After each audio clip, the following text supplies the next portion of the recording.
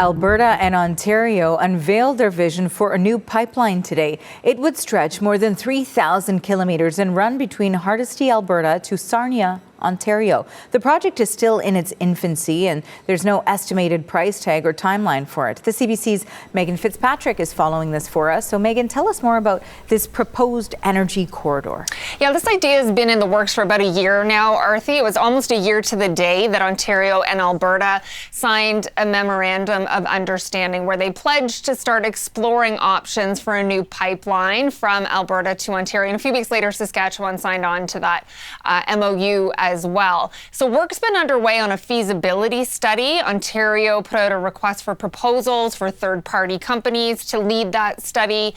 That contract was handed out. That work's been underway. And today, a map was unveiled of a proposed route. There's not a lot of detail in it, but you can see there it does start in Hardisty and flows through or passes through Regina and Winnipeg into northern Ontario and then down to Sarnia, which is a hub for refineries in Ontario. And as you can see, this route does not dip into the United States at all, which one of the current pipelines, the Enbridge main line, currently does. This one is entirely in Canada and would bring an estimated 500,000 barrels a day of crude oil into Ontario to be refined in southern Ontario. And we heard at the news conference their proposal, their vision is that that capacity could eventually be expanded to some 800,000 barrels a day.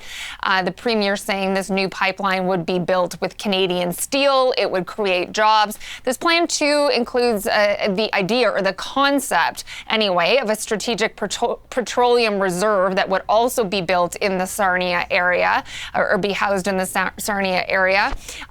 So sort of a vision for expansion. They were also saying at the news conference potentially one day this new pipeline, if it is ever built, could also be extended all the way out to Canada's east coast. Ford saying that that would be a beautiful thing, though that would be way down in the future. He said that for now he's focused on just getting a new pipeline to Ontario. Premier Smith saying that this new pipeline, this proposal, is a signal to investors, she said, that Canada is open for business and a signal to global partners that Ontario is Canada rather, is the best place for a reliable source of energy. And she said she has talked to producers, to oil companies, in terms of whether there's even a need for another pipeline to come this way. And she said she is confident that those producers would be capable and interested in expanding more and sending hundreds of thousands of barrels of oil to Ontario. In terms of timelines and next steps here, well, again, this is just at a study phase, really. So there's more work to do on that.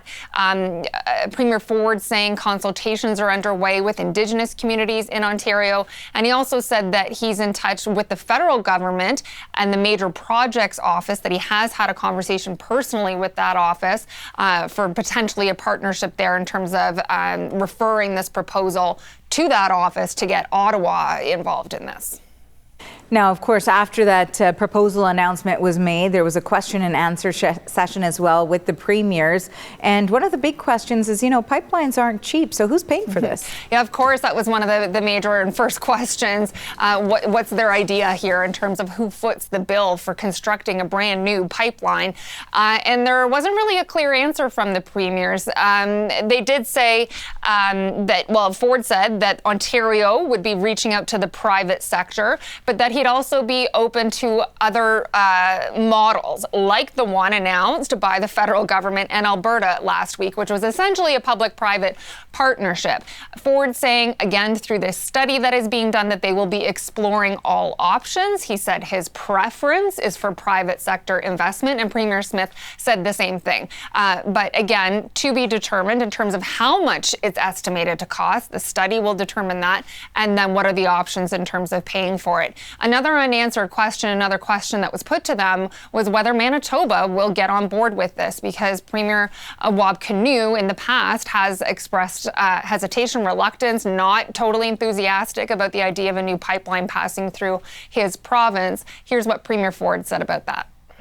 I think the world of Premier Kinew, I've said it 100 times, I think the guy's a champion. He has to consult a little more with his folks in Manitoba, but we'll work something out, and I'm 100% behind putting a pipeline up to Churchill. So we'll have to be watching for a reaction to this announcement, Arthi, including from Manitoba's Premier.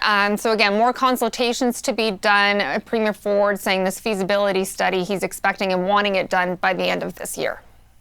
Thanks for this, Megan. That's the CBC's Megan Fitzpatrick in Toronto.